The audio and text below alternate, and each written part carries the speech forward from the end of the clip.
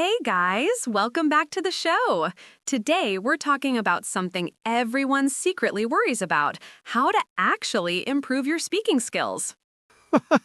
Yeah, especially people like me who sound like a broken radio when we try to talk in public. Oh, come on, Tom, you're not that bad. That's Anna, last week I tried to give a short presentation and forgot my own name halfway. impressive. You should win an award for that. Best Forgetful Speaker of the Year. Okay, let's fix that today.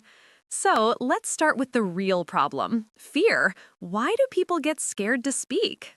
Because our brains think everyone's judging us. Like, oh no, what if I sound stupid? Exactly. But here's the truth people don't care as much as we think. They're busy thinking about their own mistakes. True. Once I said good morning at 8 p.m. Nobody noticed. They were too busy scrolling their phones. See, confidence isn't about being perfect, it's about being real. Okay, next, practice, but not the boring kind. You mean not reading a dictionary before bed? Nope, try talking to yourself in the mirror. Wait, like a crazy person?